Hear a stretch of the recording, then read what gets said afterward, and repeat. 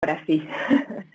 Entonces, le vamos a dar la bienvenida a Erika. Erika es médico veterinaria, ¿verdad?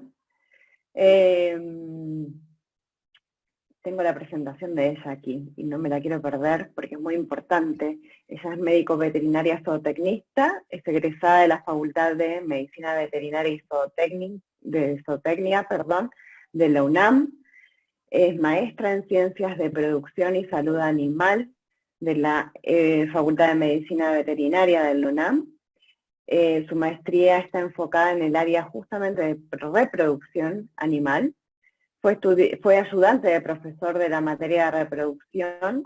Trabajó en los bioterios del Instituto de Investigaciones Biomédicas del UNAM y en el Instituto Nacional de Ciencias Médicas y Nutrición Salvador Subirán, en los cuales estaba a cargo del mantenimiento y la reproducción de cepas transgénicas, con lo cual tiene muchísima experiencia en el manejo de diferentes modelos transgénicos, y es un honor para nosotros tenerte aquí.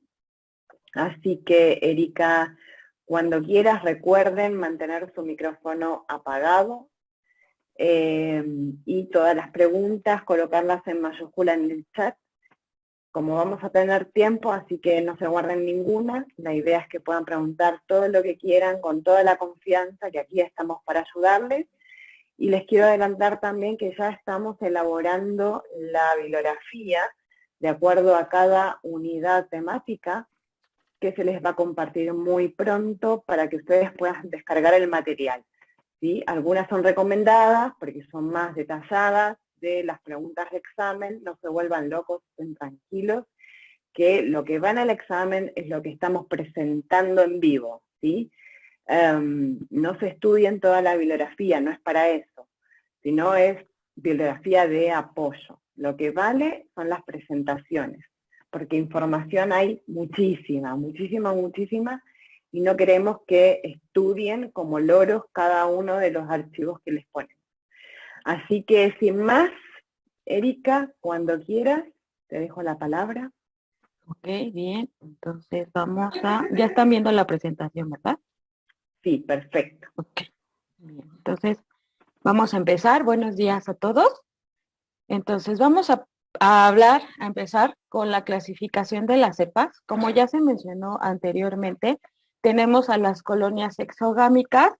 Generalmente se llaman colonias o stocks. ¿Por qué? Porque tienen heterocigosis, no son iguales, entonces no se pueden definir como una cepa, o es lo que menciona la literatura. Generalmente los vamos a llamar colonias exogámicas.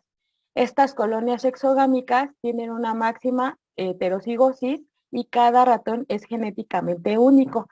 La ventaja del uso de estas colonias exogámicas es que son mucho más accesibles en cuanto al costo. Son más baratas que usar ratones endogámicos.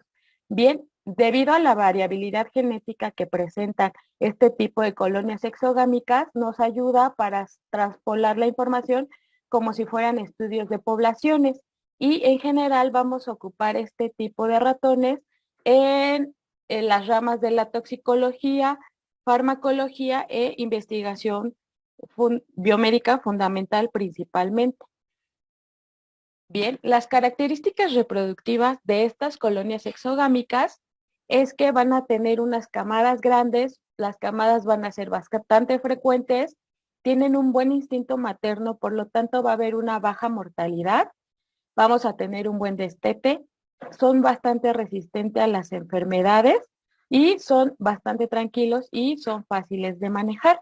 Bien, entre los ejemplos más comunes que vamos a tener de estas cepas son ratones CD1, Chips Western y ratones ICR. En el caso de las ratas, pueden ser ratas Wistar o Sprague-Dawley.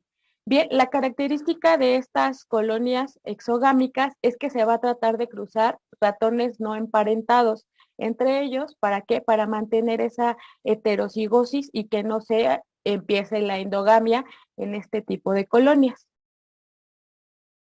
Bien, ahora sí, vamos a empezar con las cepas endogámicas. Como ya nos habían mencionado antes, se obtiene después de 20 cruzas entre hermano y hermana. ¿Y esto qué nos va a dar? Que van a ser genéticamente iguales.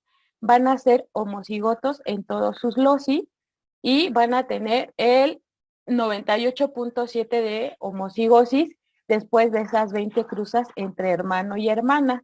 Bien, la característica de estas colonias o de estas cepas es que van a provenir de un único par de progenitores y van a tener una uniformidad fenotípica. Bien, por lo tanto, este tipo de cepas son muy útiles para los experimentos. ¿Por qué?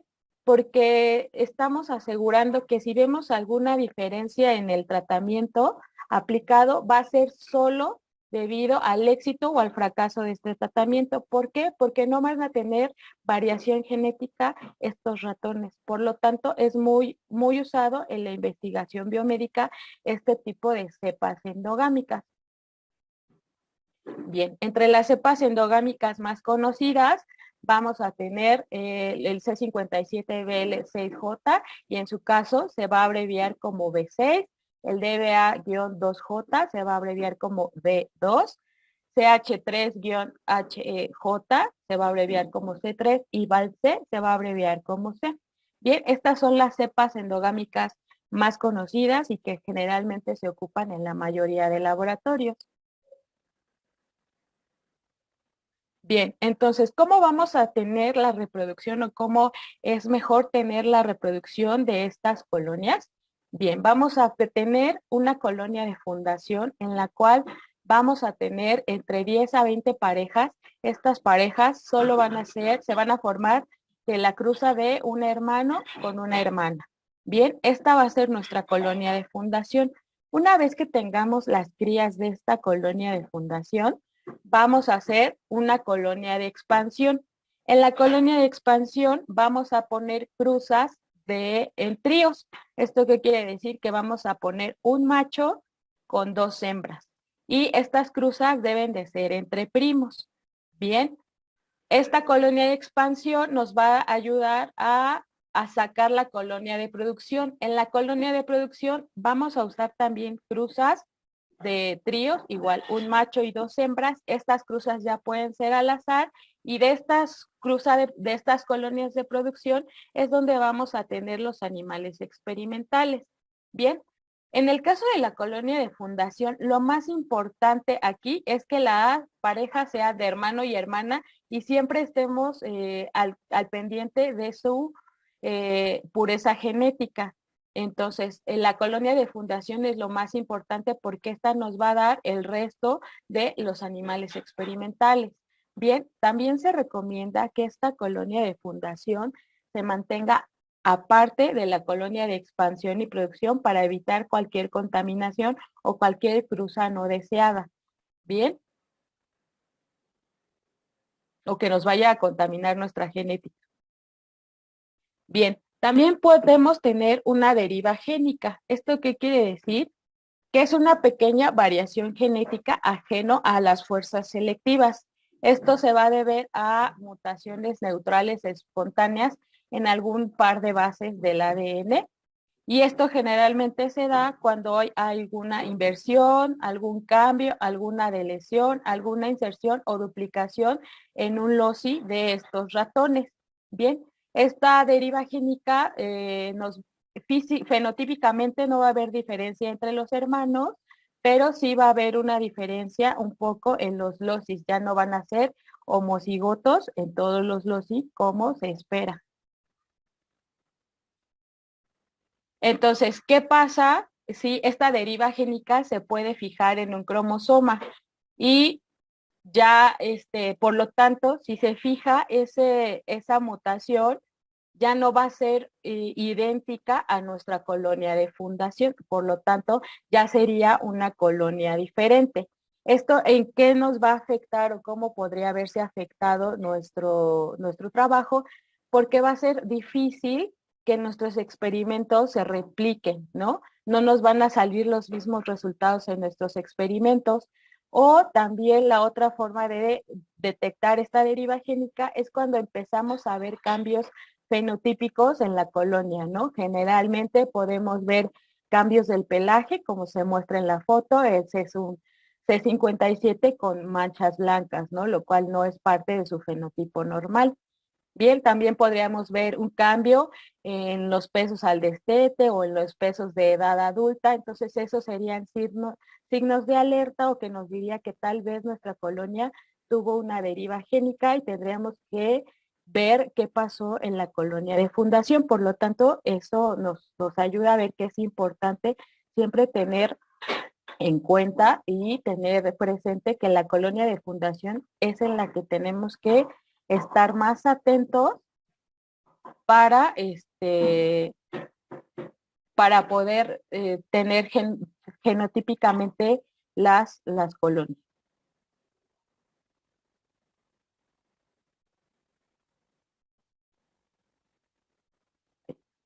Se trabó tantito. Bien, entonces, ¿cómo vamos a evitar o no tener esa deriva génica? Siempre hay que tener los registros detallados de las colonias, saber, siempre hay tarjetas de registro de las cruzas, entonces ahí debemos de poner la información básica, que sería quién es la mamá, quién es el papá de esas hembras, fecha de nacimiento o de qué cruza vienen esos parentales. Y es muy importante tener ese registro para saber y ver si en algún momento hubo algún error y no cruzamos hermano con hermana, ¿no? Si no hubo un primo ahí y eso nos pudo ocasionar esa deriva génica.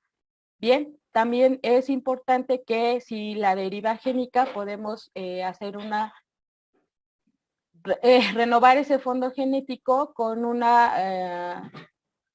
con un fondo genético que conozcamos perfectamente.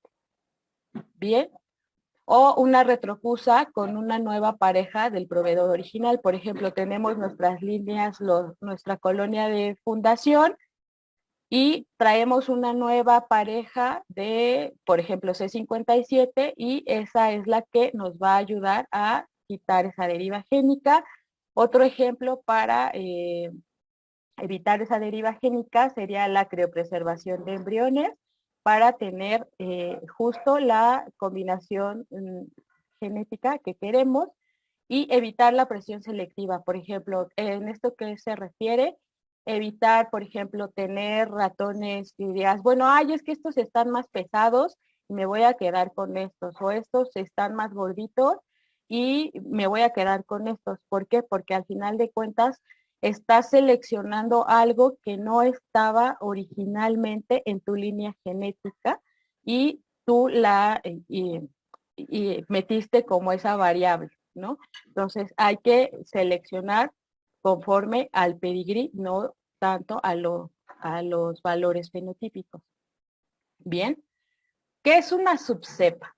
La subcepa es cuando hay diferencias genéticas conocidas o que son muy probables que hay una diferencia genética en las ramas. Esto se da cuando hay una separación de ramas por más de 40 generaciones. Bien, o también cuando se separa físicamente a una línea por más de 100 generaciones, ya se diría que tiene una subcepa. ¿Por qué? Porque ya no es igual a la cepa original, ya sería una subcepa, ¿no? También cuando hay diferencias genéticas por mutación o por alguna contaminación genética.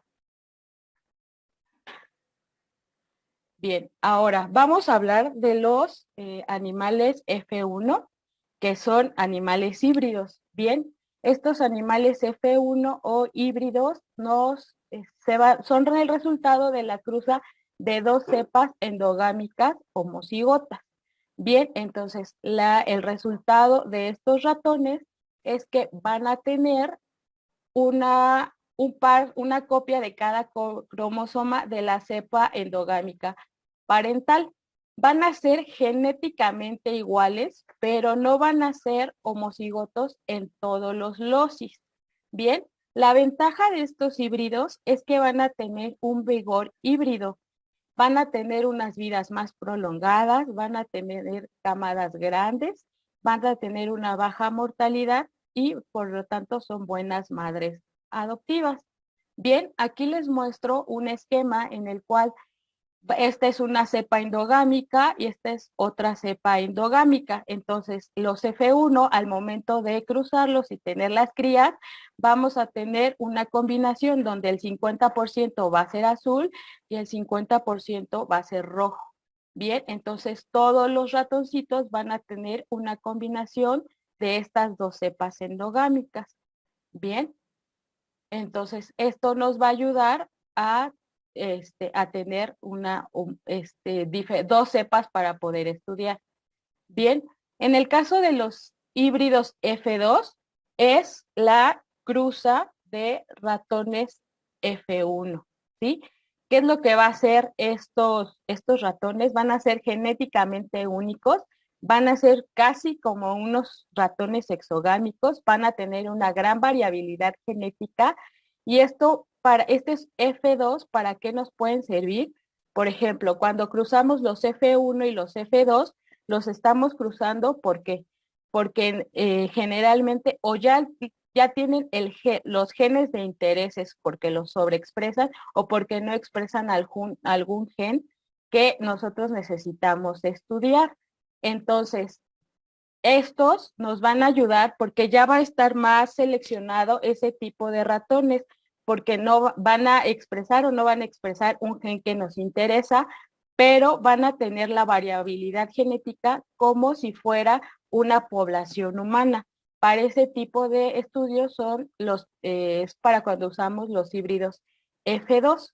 Entonces aquí tenemos ratones F1, que son ratones azules y rojos, y al momento de tener la cruza ya van a ser completamente diferentes. No vamos a tener una distribución igual, ¿no? Aquí se invirtieron los colores, aquí la orejita tiene un poco más de genes.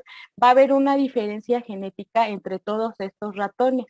Por lo tanto, no van a ser iguales y se van a parecer a una población. Bien, ahora vamos a hablar un poco más de los tipos de apareamientos. Bien, para ver por qué es importante saber cuál es lo que nos va a favorecer. Bien, en el caso de los apareamientos de tipo pareja o monogámicos es cuando se coloca solo una hembra con un solo macho. Bien, entonces solo vamos a tener una pareja con una hembra y un macho. Bien, ¿cuál es la ventaja de este tipo de cruzamientos o apareamientos? Es que vamos a tener la certeza de quiénes son los padres de esas crías. Este tipo de apareamiento se va a ocupar sobre todo para los núcleos reproductivos. Bien, esta ventaja es que como están siempre el macho con la hembra, se va a aprovechar el celo posparto, que ese celo posparto va a estar hasta 72 horas después del parto. Entonces, la ventaja es que la hembra va a quedar gestante y va a seguir lactando a sus crías.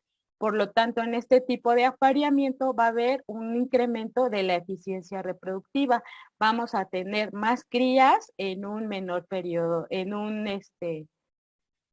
periodo menor de tiempo. La única desventaja es que vamos a tener un mayor desgaste de las hembras debido a que la gestación y la lactancia son las etapas reproductivas más demandantes para la hembra y va a requerir mucha energía para seguir haciendo esa función. Entonces, la vida media de las hembras disminuye un poco por ese desgaste. Bien, y también la otra desventaja es que vamos a tener un número mayor de cajas ocupadas para mantener una colonia por parejas. Bien, para tener un número grande de crías. En el caso de los apareamientos de tipo trío es cuando vamos a colocar un macho con dos hembras. Este es uno de los apareamientos más utilizados. ¿Por qué? Porque vamos a tener un mayor número de crías destetadas en un menor número de cajas ocupadas. Bien, y en este tipo de apareamiento va a haber un menor desgaste de las hembras. ¿Por qué? porque se va a dar un fenómeno en el que una hembra pare y si la otra aún no tiene las crías, le va a ayudar a las crías, a cuidar a las crías y hasta ellas pueden amamantar a las otras crías y entonces así las hembras se van ayudando y va a haber ese menor desgaste por parte de las hembras y pueden tener una vida más grande para la reproducción. Bien, aquí el único que va a tener un mayor desgaste puede ser el macho, pero generalmente también están bien en este tipo de apareamientos, son muy receptibles a estar en este tipo de apareamientos. Bien, igual, por ejemplo, en este caso, en el caso de las apareamientos en trío, como les mencionaba, generalmente las tarjetas de reproducción viene quién es el macho y quién es la hembra que está en esa cruza. En este caso deberíamos, o lo ideal es que tengamos dos tarjetas de cruza, una para cada mamá, para ver la eficiencia reproductiva de cada mamá y ver cómo se están comportando. Bien, otro tipo de apareamientos son los apareamientos tipo harem. Esto, ¿cómo se hace? Es cuando un macho lo colocamos con más de con 3 hembras o más. Entonces, ¿esto qué nos va a ayudar en el caso de colonias, cuando queremos hacer o tener muchas crías en un menor periodo de tiempo, podemos hacer este tipo de manejo. Vamos a colocar al macho y vamos a dejar que deje gestantes a las hembras lo antes posible y las hembras van a parir en más o menos parejita, ¿no? Entonces vamos a tener una mayor cantidad de ratones con un solo macho. Bien, este tipo de apareamiento lo podemos usar cuando tenemos pocos machos disponibles o cuando estos machos por alguna, porque así es la cepa, el macho tiene una vida corta o tienen baja reproducción o problemas reproductivos, este tipo de harem es donde podemos sacarles mayor provecho a los machos para tener el mayor número de crías en un periodo corto de tiempo.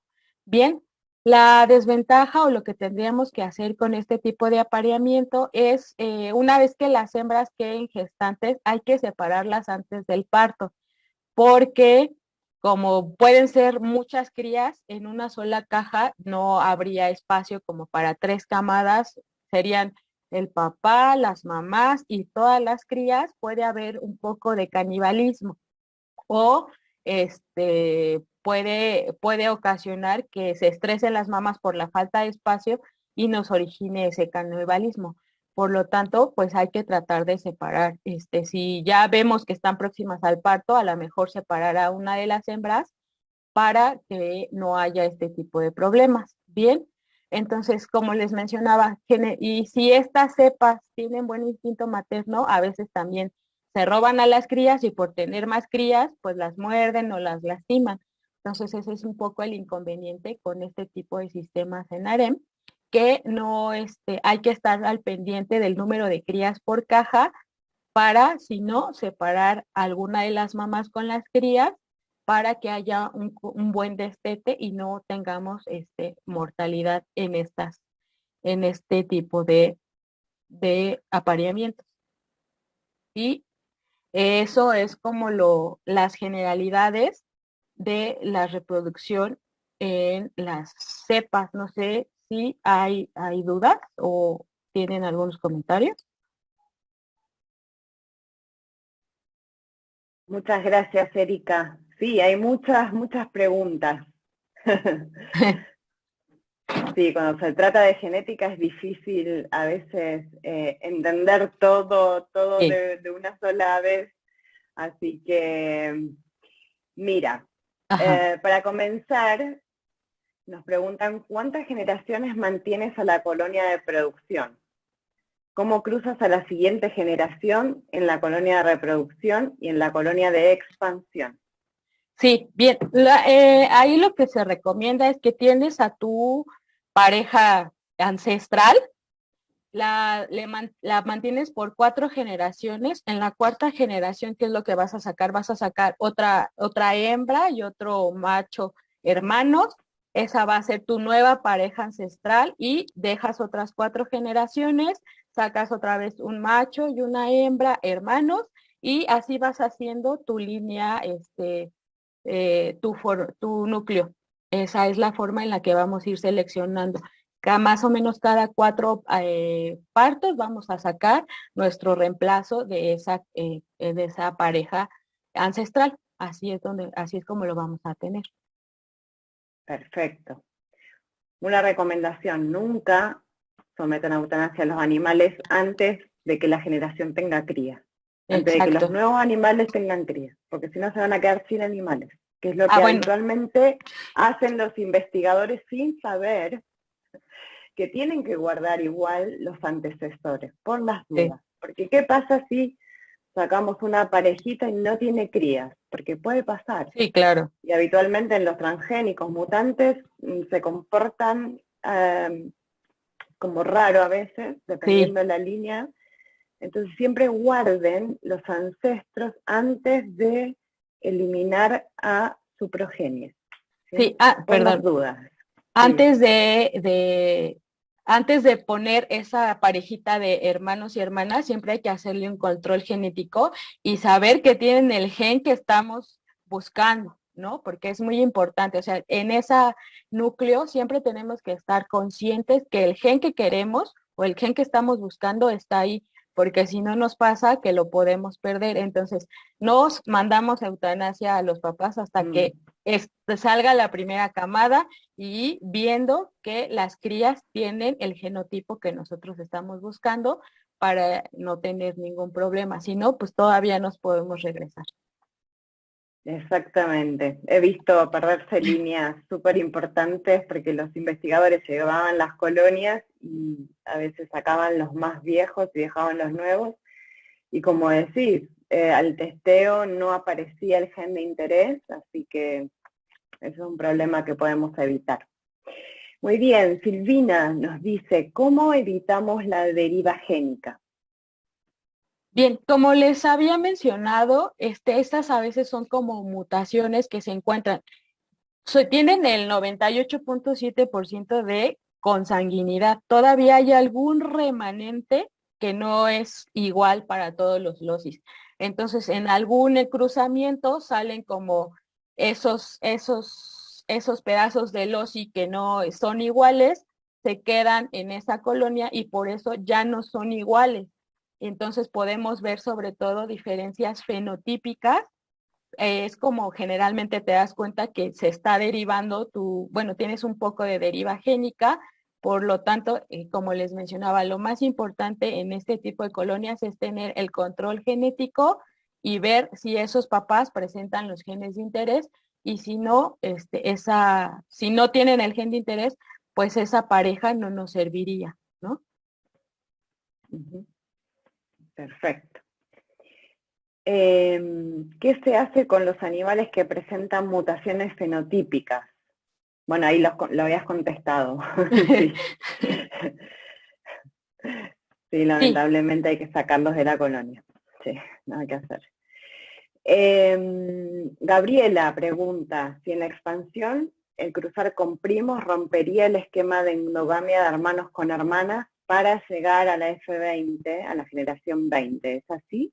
No, por eso la colonia de expansión no es para tener más crías, pero tu control genotípico, donde va tu línea genética pura, es el núcleo reproductivo. Y como les decía, esa sí es de hermanos y hermanas. Entonces, si sacas de ahí para expandir tu colonia, tú sabes que sí tienen el gen y esa línea sí va pura.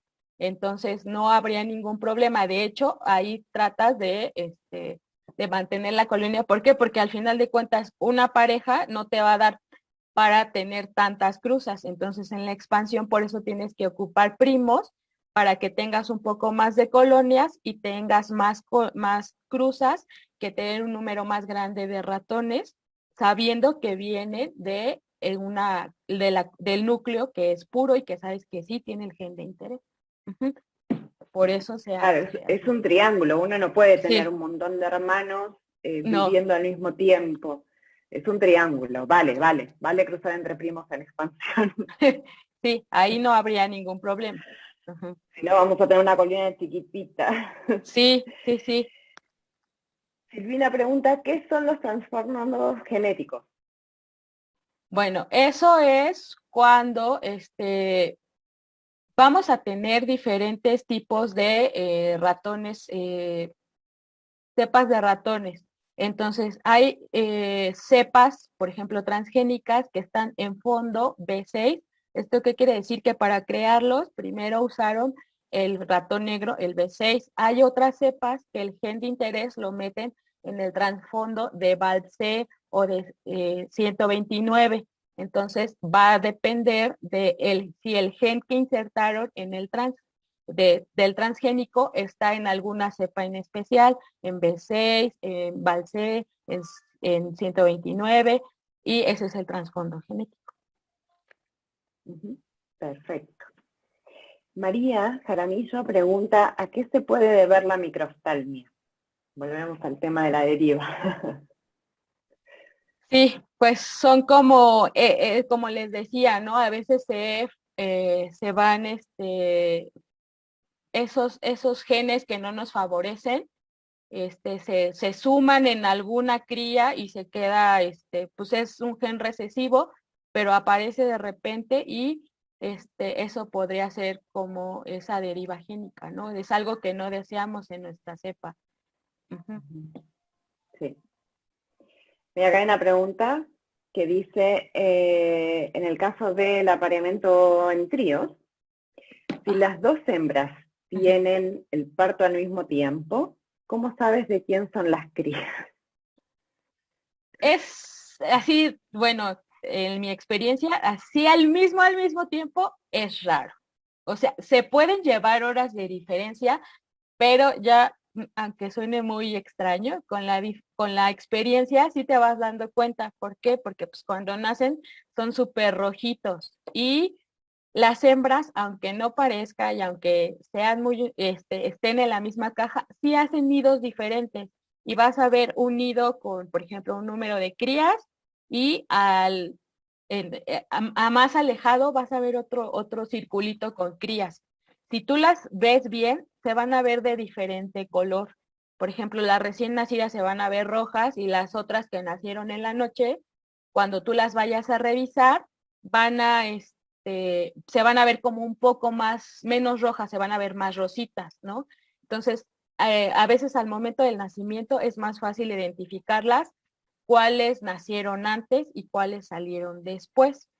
Y si se llevan más días, pues obviamente al destete o cuando van creciendo, sí se nota más cuál nació primero y cuál nació después. Por eso es muy importante la revisión de las cajas, ¿no? Una vez que tú colocas la cruza, no las dejas ahí, no. O sea, tú sabes que en 21 días más o menos va a parir. Entonces, ¿qué es lo que vas a ir haciendo? Una vez que tú colocas tu cruza, a la siguiente semana las vas a revisar. ¿Y qué tienes que empezar a ver? Pues que empiece a crecer su abdomen para ver si el macho, sí hubo esa monta, ¿no?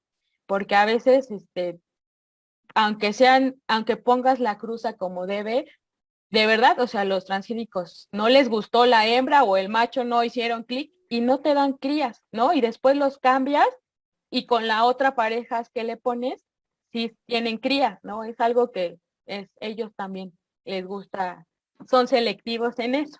Bien, Eligen sus entonces, parejas, sí. sí, aunque suene extraño, ¿no? Entonces, sí se logra ver, cómo van a ir pariendo. Y por ejemplo, a las 2 semanas, ya que están más cercas al parto, según el calendario que tú cuando pusiste tu cruza, puedes ver cuál ya se ve que va a parir y cuál todavía le falta un poco más. Y ahí puedes ir estimando, ¿no? Además, generalmente estos ratones transgénicos, todos tienen una identificación y sabes qué hembra es, cada ratón tiene un número único, ¿no? Y no se repite. Entonces tú puedes saber, bueno, la hembra 1, la 2 o la 3 parió antes o se ve más gestante, seguramente va a parir primero, y la hembra 3, se ve que va a parir un poco después. Entonces, por eso sí se logran ver las diferencias entre esas crías. Perfecto. Mira, tenemos una pregunta de Mariana, que es referente justo al slide que estás presentando. En el caso del apareo en forma de harem, si hay un límite de hembras a colocar. Pues el límite te lo pones tú porque no es tan fácil el harem. Suena como muy lindo, pero en realidad, o sea, sí implica un gran manejo y estar muy al pendiente de que las hembras no te vayan a parir todas al mismo tiempo. ¿Por qué? Porque si hay muchas crías en esa caja, va a haber canibalismo y entonces las ventajas que nos daba ese harem se van a disminuir, ¿no? Entonces tienes que estar consciente cuando metí al macho, las dejó gestantes a las 3. Digo, también los machos, bueno, solo dejan, por estadístico, la literatura menciona que tienen una posibilidad de dejar gestantes a 3 hembras en una noche y después más o menos tardan 3 días en recuperar el conteo espermático para volver a montar a otras 3 hembras. Entonces, pues lo ideal, o sea, si no quieres desgastar tampoco al macho, ¿por qué? Porque es un macho valioso, porque no tienes más machos, porque tienes poquitos, entonces lo que puedes hacer es dejar 13 hembras, 4 hembras, metes al macho esperando que las monte a todas, sacas al macho, lo dejas descansar, lo puedes pasar a otra caja y, por ejemplo, tienes 2 cajas y con 3 hembras, 4 hembras cada caja y ese macho va a montar a esas 2 cajas. ¿No? ¿Por qué? Porque pues también necesitamos retomar el conteo espermático para que queden gestantes, si no, pues sí las va a montar, pero no las va a dejar gestante y ese no es el objetivo de eso. Entonces, yo recomendaría 3 o 4, porque al final el problema no es tanto que las deje gestante, el problema es que haya muchas crías al momento de los partos y va a haber canibalismo. Entonces, eso hay que estar muy al pendiente de separar a las hembras para que no haya un número excesivo de crías, ¿no? ¿Qué vamos a hacer con 20 crías ahí y las mamás? Eso pues tampoco nos va a ayudar, ¿no? A veces se estresan más y las crías no salen uniformes como nos gustaría. Entonces, a veces es la desventaja, ¿no? Implica mucho manejo el tener el harem correctamente. Se puede hacer y se usa en casos donde tienes pocos machos, pero para mí es más fácil mantenerlas en trío. Sí, si me permiten, me permitirán hacer un comentario acerca por del supuesto. sistema de harem. Claro que sí. Doctor Escamilla. Este sistema funciona también de la siguiente forma. Pones la primera semana una hembra con el macho, a la siguiente semana metes otra y a la siguiente semana metes una tercera y a la siguiente semana, la cuarta semana, metes una cuarta hembra y sacas a la primera que metiste, de tal manera que se mantiene una población constante, una producción constante en este sistema de harem.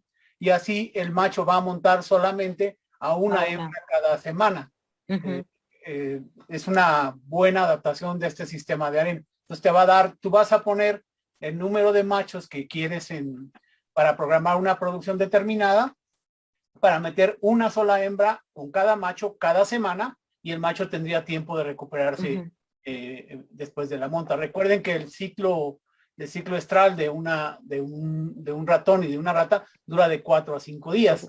Entonces eso quiere decir que esa hembra que tú estás metiendo el día de hoy va a quedar preñada o el mismo día o al día siguiente o como máximo en 4 días. Es para apoyar un poco esto del sistema de harem, que a mí me gusta mucho este sistema. Muchas gracias.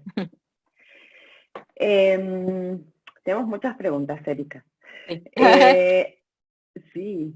¿La separación de las hembras previo al parto puede generar estrés en la madre?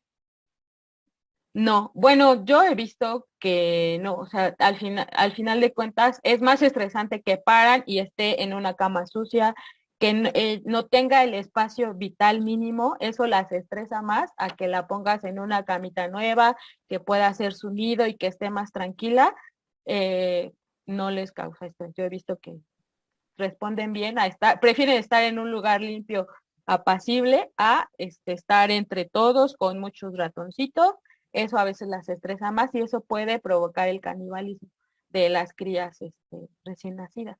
Por eso es importante estar revisando este harem y que el cambio o la separación de estas hembras antes del parto sea antes del parto, no después del parto. Después del parto sí nos puede causar ese estrés y puede incrementar el canibalismo. Sí, de hecho se recomienda ni tocar la caja hasta una semana después del parto. A ellos también les gusta estar un poco con su olor, entonces Sí. si uno va y cambia ese olor, ahí genera estrés. Pero yo tampoco he visto que se estresen antes del parto. Hasta el día 20 se pueden cambiar de caja y es lo recomendable, como dice Erika. Sí. Janet nos pregunta ¿me permites también sí. aquí? Sí, en relación a los hámsters, o sea, esto es el extremo Sí. de estrés al parto, serían los hámsters, o sea, ahí sí de plano tienes, inclusive, se recomienda cubrir la caja con un trapo o algo para que el animal esté completamente aislado. Cualquier estrés en el parto de los hámsters provoca canibalismo. Es una cepa es una raza muy latosa, ¿no? De animales principalmente al parto, ¿no? Obviamente el macho no puede estar presente. No, los hámsters son un caso especial que ya lo vamos a ver, porque aparte de todas las unidades que ustedes tienen en el programa, fuimos incorporando algunas especies en particular, y el hámster es uno de ellos, porque su conducta, sobre todo en producción, es especial. Así que ahí lo vamos a ver en detalle. No les voy a adelantar nada. A mí me encanta trabajar con hámster. Muy bien. ¿Por qué se produce el canibalismo en las madres? ¿Por qué se puede producir este canibalismo? Son, pues, algunos estresores, o sea, no sé, a veces las mamás, por ejemplo, las primerizas, a veces te puede pasar eso, que, o sea, los ven y se queda así de, no, yo no quiero esto, y se las come. ¿Por qué? Porque pues al final de cuentas, pues es la primera vez que tienen crías, son primerizas, no las cuidan así de, no, esto que hace aquí yo no lo quería, y las dejan, ¿no? Cuando hay algún como manejo fuera de a lo que están habituadas, pues se estresan y puede haber ese canibalismo, ¿no? Entonces, por ejemplo, en las primerizas, si es primeriza, la pare bien, viste a las crías, llegas al otro día a verlas, ¿no? Tratar de no abrir las cajas los primeros días, ves que estén bien y ya no ves crías, algo le hicimos que se estresó y por eso hubo canibalismo. ¿Por qué? Porque nosotros vimos a las crías. ¿Qué es lo que vamos a hacer? A la siguiente vez, bueno, vamos a esperar que haya quedado gestante en el estro posparto, en 21 días la volvemos a checar. Por ejemplo, ¿qué es lo que podemos hacer si vimos que se comió a las crías? No sé, unos días antes del parto ponerles material de enriquecimiento, algodón, cartón, que estén muy tranquilas, tratar de no molestarlas lo menos posible. ¿Por qué? Porque esa hembra a lo mejor se pone nerviosa, entonces, y si le damos como ese enriquecimiento ambiental, el algodón, el cartón, va a hacer su nido y a lo mejor ya teniendo un nido más grande, se siente más segura y ya cuida a las crías. Generalmente es lo que pasa. Ya con eso les disminuye el estrés y ya la segunda camada ya la logran tener y sí destetan a las crías. A veces pasa en primerizas, ¿no? Pero también depende mucho de tus ratones, ¿no? Aunque suene muy raro, cada cepa tiene un comportamiento diferente, ¿no? Tú las puedes manejar igual, pero pues sabes que esta sí se estresa, a esta no le gusta que le cambies la cama o le tienes que dejar, o a veces hasta el mismo enriquecimiento que le pones, ¿no? A este no le gusta el algodón, a este le gusta el cartón, a ese le gusta, no sé, los conitos de huevo, o sea, cada uno tiene su preferencia, ¿no? Y tu tarea es ver cómo van a estar mejor, porque pues tu finalidad es tener más ratoncitos, ¿no?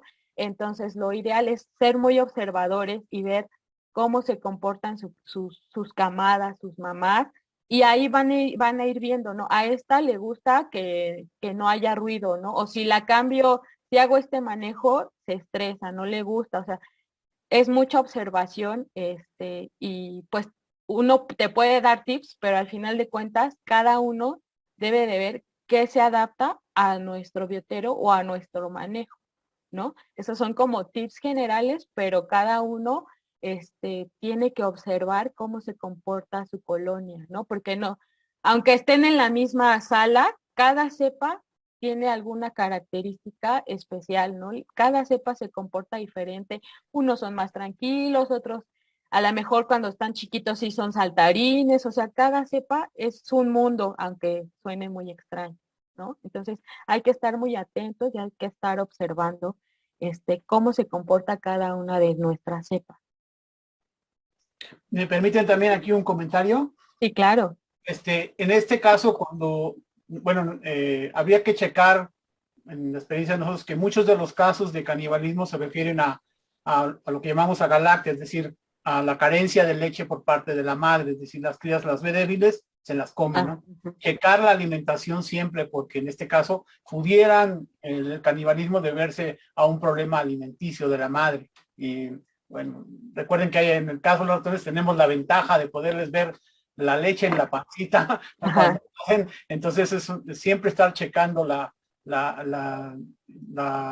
que la alimentación, es decir, que la madre tenga suficiente leche para alimentar a sus hijitos, y si no es así, pues entonces habrá que hacer los ajustes necesarios para que no haya esa carencia alimentaria.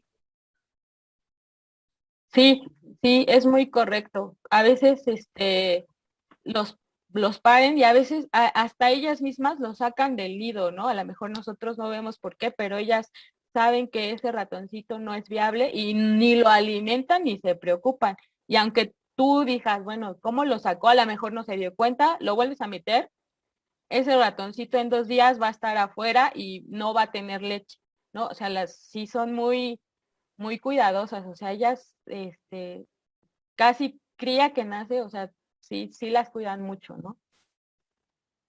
Sí, y ven características que quizás para nosotros no son tan importantes. Por ejemplo, les cuento una experiencia personal.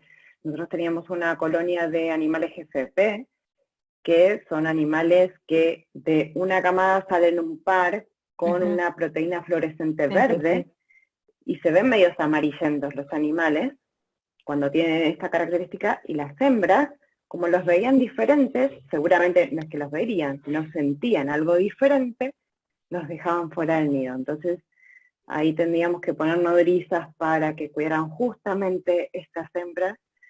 Pero como dice Erika, cada línea es un mundo diferente y hay que estar muy, muy atentos, porque así podemos perder justamente los animales de interés con los que querramos trabajar. Así que, o sea, no anden muy encima de las camadas, pero tengan en cuenta esto, que puede pasar. Muy bien.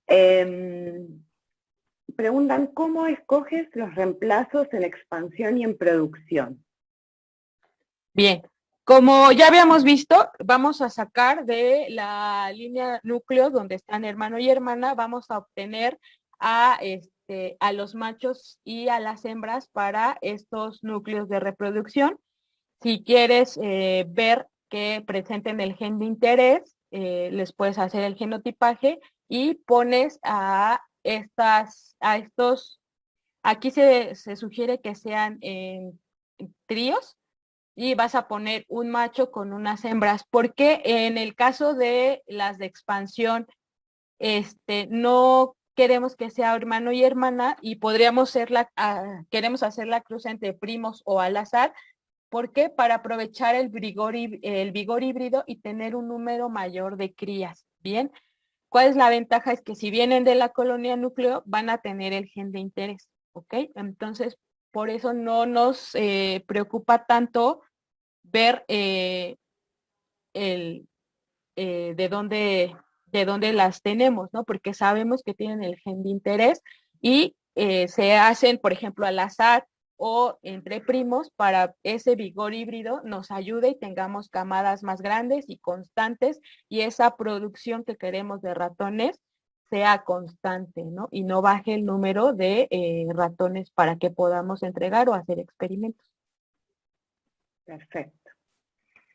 Agustín pregunta si en el sistema de harem, donde existe un gran número de animales por camada, se aconseja homogeneizar el número de crías por camada para obtener animales más similares en peso y en crecimiento. Pues es que todo depende de qué quieres producir, ¿no? Si en el harem, por ejemplo, si para el experimento solo te piden hembras, solo te piden machos, si a lo mejor la producción te pide solo hembras, pues sí, a lo mejor pues te puedes quitar a los machos. ¿Por qué? Pues porque te interesan las hembras, ¿no? Entonces, eso depende de qué es lo que tú necesites para esa producción o esos animales experimentales, ¿no? También si hay una reducción del número de crías, pues van a salir todos más homogéneos. Sí se puede homogeneizar siempre y cuando pues sean de la misma caja, ¿no? Para que sepamos quiénes son sus papás. Ese es el punto, ¿no? Sí. Hay otra pregunta que dice si estos sistemas de cruza son solamente para endogámicos o también para exogámicos. Sí, para ambos se usa, o sea, ese es el tipo de apareamientos que en general se ocupan para ambas tipos de animales. Uh-huh. Uh-huh. Les vamos a incluir en la bibliografía los diferentes sistemas de cría y además los sistemas que se usan para exogamia, ¿sí? Para que les quede bien claro esos conceptos. Araceli pregunta si después de 60 generaciones de endogamia se sigue presentando la deriva génica. Sí, se puede presentar. Sí, porque te dicen que hasta después de 150 generaciones ya pueden tener el 100% de homocigosis. Entonces, todavía nos queda un poco de residual y podría sí tener todavía deriva génica. Sí, recuerden que los grandes proveedores de animales recomiendan muy fuertemente que a cada 3 generaciones se ponga un pool nuevo de sangre. Uh-huh. Así que ojo con eso, porque la deriva génica en cepas aumenta muchísimo. Así que tengan en cuenta eso, ¿sí?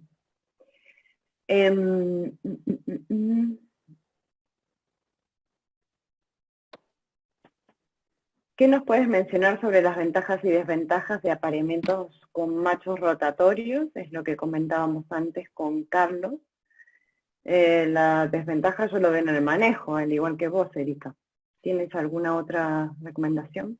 El manejo, y al final de cuentas son más cajas ocupadas. Porque tienes las cajas porque las hembras deben de entrar a la caja de los machos. No puedes meter entonces generalmente tienes a tu grupo de machos que son los que quieres reproducir y tú le vas a ir poniendo a las hembras. Entonces vas a tener una caja para un macho solito, porque pues prácticamente está subutilizada esa caja porque nos cuesta dinero y nos cuesta mantenerla en el bioterio, en el stock, ¿no? Y más aparte la caja donde vas sacando a las hembras que quieres reproducir con esos, y aparte vas a tener otras cajas para las hembras que ya quedan gestantes y que van a parir, y las tienes que agrupar y saber quién es el papá de esas crías. Entonces, es un buen sistema, pero tienes que tener un gran espacio para tener, o sea, todo, como les comentaba, ¿no? Cada tipo de apareamiento lo debes de adecuar a tus instalaciones, ¿no? Ese rotatorio a lo mejor, pues sí, puedes tener más crías, pero pues si no tienes cajas o tanto espacio para ponerlas, pues a lo mejor una de trío, pues te puede funcionar, y a lo mejor con menos cajas puedes acaparar ese tipo de producción, ¿no? Entonces, todo depende de cuántos animales tú necesites, cómo los necesitas. Eso es algo que cada persona lo debe de evaluar, ¿no? No se puede dar una receta así nada más. Sí, muy bien. Tomás pregunta, ¿cómo afecta el cambio del personal en la eficiencia reproductiva de los animales? Muy buen punto. Sí, cada persona los maneja diferente, entonces lo más importante es que el que está de responsable de la colonia, trate de decirle a la persona que le ayuda a cambiar cajas o así, cómo la vamos a manejar, para que haya la menor variabilidad en el manejo que se le da a las colonias, ¿no? Bueno, si ya la ves que le vas a parir, le pones un cuadrito de algodón o esta cantidad y le pones un conito, ¿no? Y que sea un estándar para el manejo de esa colonia, ¿no? Entonces sí, obviamente a veces yo he visto que tienen a veces mejor reproducción con las mujeres, porque a veces somos más cuidadosas, somos más minuciosas, y a veces en el caso de los hombres a veces pues hay cosas que dicen, pues así nada más, y no tienen a veces tanto cuidado. Nosotras somos como más, nos da ese instinto materno también y las queremos cuidar, y ay, no, esta se salió, y somos un poco diferentes, entonces sí tiene que ver, pero el chiste está en la capacitación del personal, ¿no?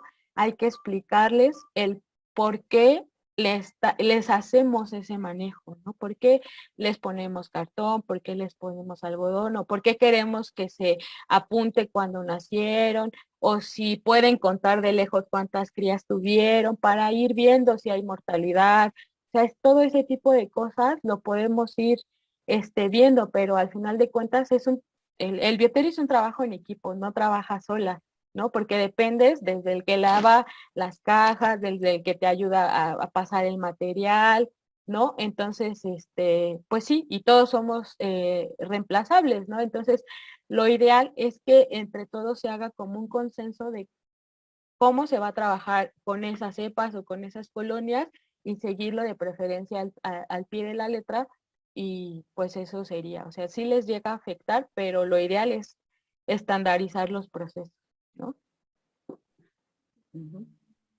Tal cual. Silvina también pregunta, ¿a qué se puede deber que una hembra notoriamente preñada aparezca sin signos de preñez, como si abortara? Era pseudogestación, seguramente. Sí, puede ser. O que se las comió. Sí. Hay que, por ejemplo, en ese caso, o sea, ¿cuántas veces te ha pasado con esa hembra? Por ejemplo, si ya la ves que va a parir, o sea, el otro día casi temprano, pues ahora sí que vas y la molestas, ¿no? Y generalmente si sí parió, en el fondo, o sea, si le pones algodón o papel o así, vas a ver restos de sangre. Eso te va a indicar que sí hubo parto y seguramente hubo canibalismo, ¿no? Entonces, si ya te pasó una camada, 2 camadas, esas hembras tendría lo más factible sería que la reemplazaras, porque no tiene buen instinto materno y no te va a sacar a las camadas. Entonces, lo ideal es que ella o esa cruza no se quede, ¿no? Entonces, eso es lo que puede estar pasando. Puede ser pseudogestación, o que la hembra se estrese, se llama la mamá y se coma las crías.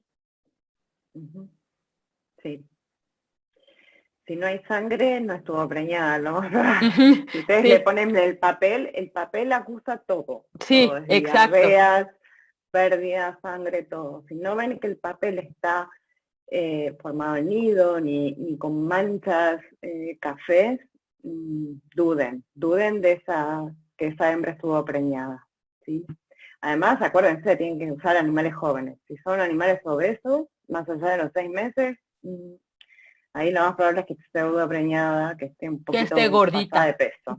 Sí. Juan pregunta, para pruebas de vacunas veterinarias, ¿sabes qué tipo de ratones se pueden utilizar, siendo gámicos o exogámicos?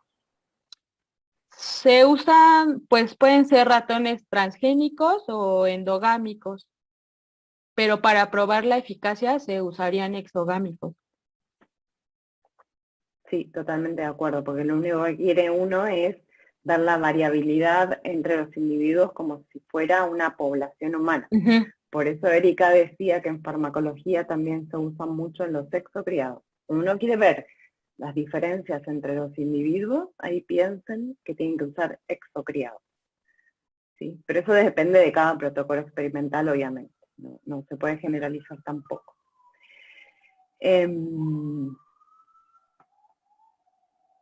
Creo que no hay más preguntas. Muchísimas gracias, Erika. Muy buena tu charla. Muchas preguntas. Yo creo que las has contestado maravillosamente. Recuerden que nos estamos encontrando la semana próxima. Les vamos a compartir bibliografía. Esta charla va a quedar grabada para disponibilidad de todos en el canal de YouTube. Suscríbanse. Y bueno, si no hay más preguntas, no me queda más que agradecer nuevamente a todos los que han participado en esta sesión. Me encanta hablar de estos temas a mí, así que muchísimas gracias. Gracias. Gracias, doctora Erika, muy amable por su presentación, muy interesante. Gracias a ustedes, que tengan un excelente día. Igualmente, que tengan muy buen fin de semana. Cuídense todos. Gracias a todos, buen fin de semana, gracias por su presencia, nos vemos en la próxima sesión.